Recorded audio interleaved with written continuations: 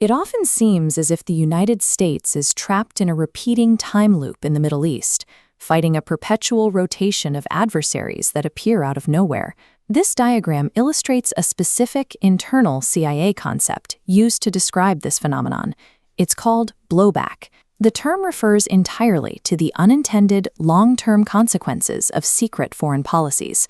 Looking at this timeline shows us that when a crisis suddenly dominates the headlines, the root cause is rarely a spontaneous new enemy ideology. The origin usually traces back years, or even decades, to a covert American operation that policymakers initially celebrated as a massive success. The modern Middle East operates as a highly interconnected chain reaction. American attempts to forcibly control the region directly laid the groundwork for the disasters of tomorrow. To see how this cycle starts, we go back to 1953. The CIA orchestrated a coup to overthrow Iran's democratically elected prime minister, Mohammad Mosaddegh. The primary goal was to edge out British influence and secure American dominance over Iranian oil.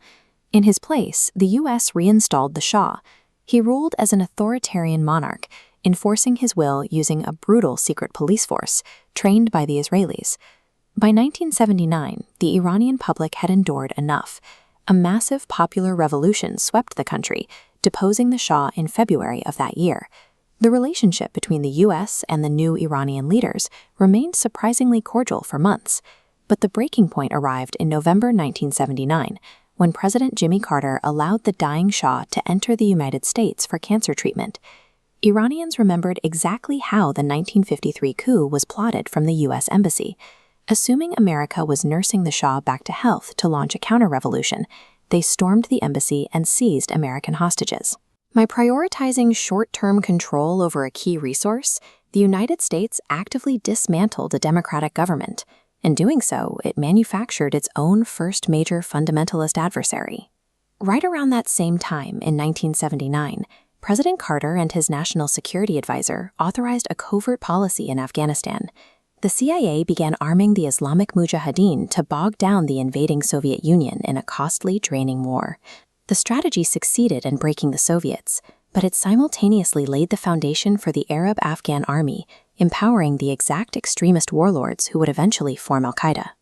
Back in the Middle East, U.S. officials were terrified by the sudden rise of Iran's new fundamentalist regime and desperate to contain it.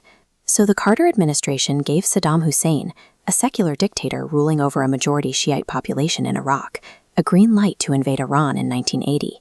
Throughout the resulting World War I-style trench war, the U.S. strongly backed Saddam. Washington provided satellite intelligence and even helped cover up his extensive use of German-manufactured chemical weapons, like sarin and mustard gas, against Iranians and Kurds. Yet the brutal invasion completely failed to topple Ayatollah Khomeini. Facing a foreign attacker, the Iranian population simply rallied around their shaky new government, solidifying its grip on power. Attempting to destroy an enemy through proxy warfare achieved the exact opposite of its intended goal. It fortified the primary target in Iran, while simultaneously birthing an entirely new, globally capable extremist network in Afghanistan. The Iran-Iraq War ended in 1988, leaving Saddam Hussein swimming in debt to Kuwait and Saudi Arabia. When he threatened Kuwait over those debts, the U.S. State Department sent mixed signals, indicating the border dispute was not an American concern. Saddam invaded. In response, the U.S. rapidly turned on its former proxy, relying heavily on fabricated propaganda, like false testimonies of soldiers dumping premature babies from incubators. The U.S. generated the moral outrage to launch Operation Desert Storm. The 100-hour land war was a decisive, swift victory. Following the campaign, President George H.W. Bush dropped leaflets actively encouraging Iraqi Shiites and Kurds to rise up and overthrow Saddam. This map tracks the fatal detail the Bush administration realized too late.